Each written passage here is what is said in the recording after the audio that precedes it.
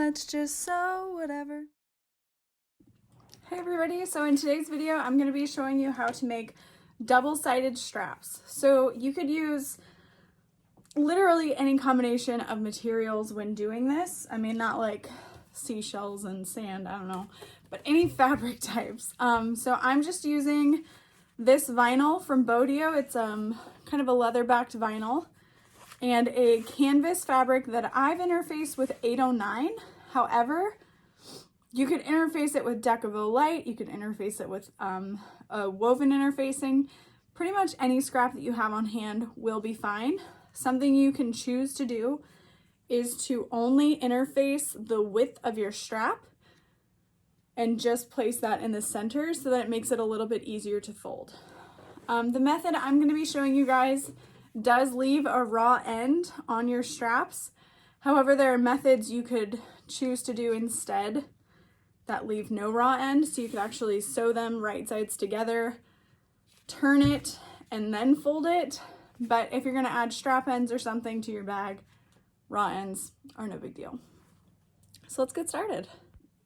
All right, so I've got my straps cut to the width that I need them to be, which is twice the final measurement. I think I included a video for you guys that kind of explains it, but I will put text on the screen. So if your strap is 3/4 of an inch finished size, you want to multiply it by 2 per piece, so that when you fold it in half, it will be the finished size that you're looking for. So hopefully that makes sense.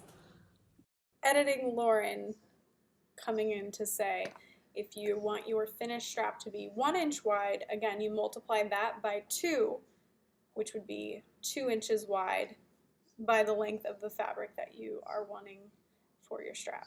Hopefully that makes sense. Okay, so I'm going to start out by marking the center line for all of my pieces. So that would be, for what I'm making, 3/4 of an inch. So I'm just using a marking tool. You could use a ballpoint pen or a Sharpie, whatever, to mark out the center line for both pieces. You could also choose to cut your, let's say this canvas, I wanted it to be kind of like my accent fabric.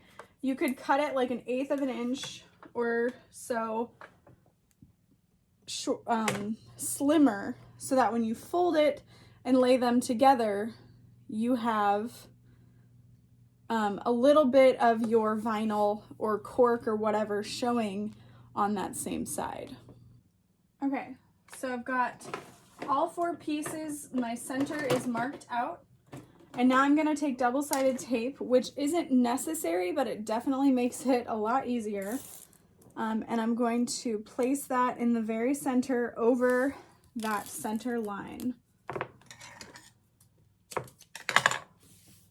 for all 4 pieces.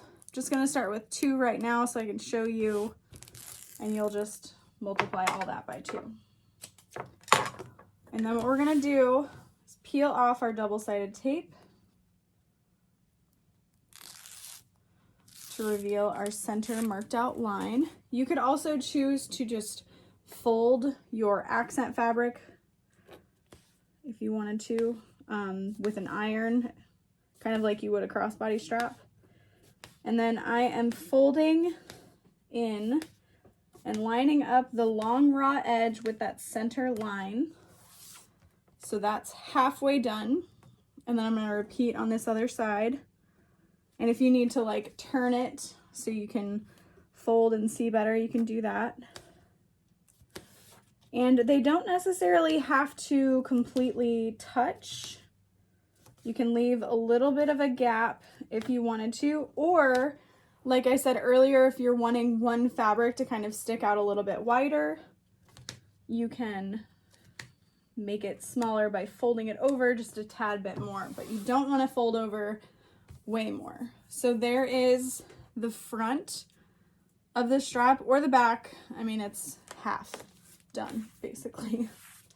And I really, really love the way 809 feels in straps like this. because wrinkles aren't going to be super noticeable.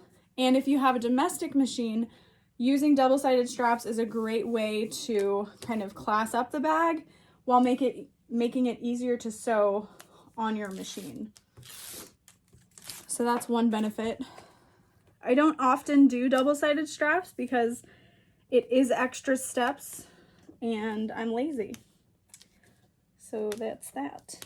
But I do love the way they turn out. I will say that. Okay.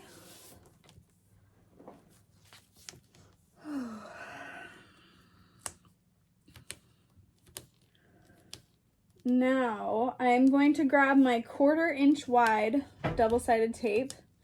You can use 1/2 inch again, but I prefer to use one that's a little bit slimmer, especially if you have a domestic machine and you're trying this method so that you don't sew through the tape and get your needle all sticky. So what I'm gonna do is just lay this 1/4 inch wide double-sided leather tape. It's from waywack.com. Lay that in the center. Trim the excess.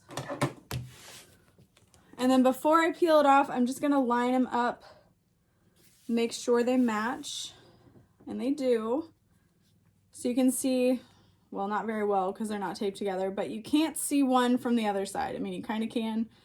But if you were to fold, let's say this fabric just a little bit slimmer, you'd be able to see like a little hint of the vinyl on the other side. So that can be kind of fun. A way to avoid raw edges, but will kind of give you some bulk, is to put these right sides together. So like 1/4 inch on both sides, and then flip it and then tape it together. But you're gonna have a bit of bulk at the tip, so I'm not really worried about that raw edges. You can cover it up with a strap end and no one will ever know it happened.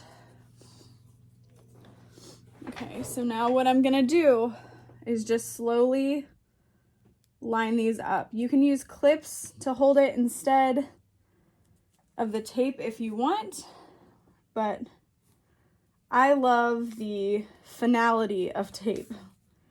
Clips can shift, but the tape likely won't.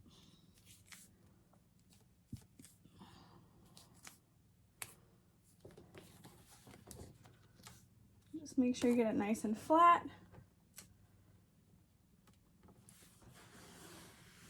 Give it a nice press. But there is the double-sided strap. So when this goes on a bag, you can choose to have the fabric face up or the vinyl face up. Either way, it just kind of depends. But now we're gonna sew all around the 4 sides of this with 1/8 inch seam allowance and a stitch length of 4.5 or 5. So you can see my stitch length is set to 5. And you can choose to top stitch on the vinyl side or the fabric side. Honestly, whatever you decide will work out just fine.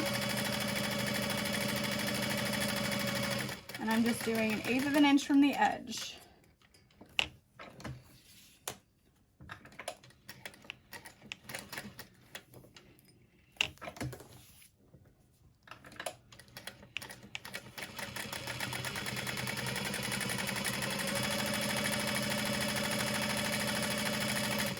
And this is a great method for crossbody straps if your hardware won't lend itself to thicker materials, or if you're using a really thick vinyl that again won't work in a crossbody slide adjuster, something like that. You can do this method. So then I'm just going to take some scissors and trim that end off. So we've got a nice clean end. And that's all I do. You could even use a little bit of edge coat if you wanted to. That EcoFlow edge coat I've talked about in some videos, right along there to cover it up.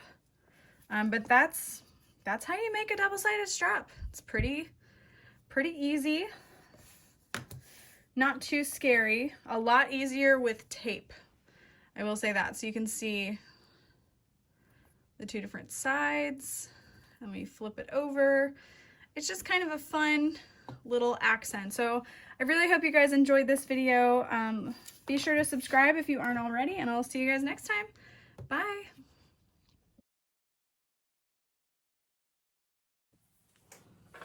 Sometimes you might need a second hand to help you out with your straps.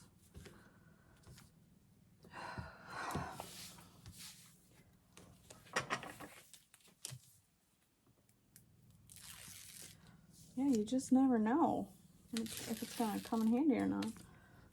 There you go. Thank you.